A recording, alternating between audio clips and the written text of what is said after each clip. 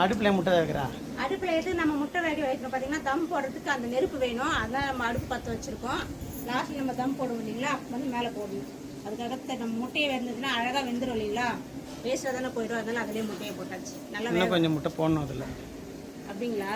ஆமாம், நான் கொஞ்சம் தான் போட்டிருக்கேன். சரி நான் பாரு, நீ நான் போடுறேன்.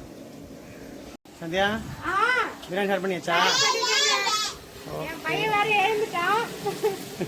என்ன பண்றதுன்னே நல்லா கலெக்ட் ஆனாங்க. ஓகே,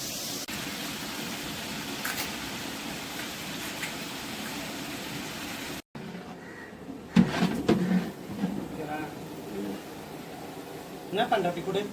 பிரியாணி மசாலா ரெடி ஆயிடுச்சு. இப்போ சிக்கனை சேர்த்துக்கலாம்.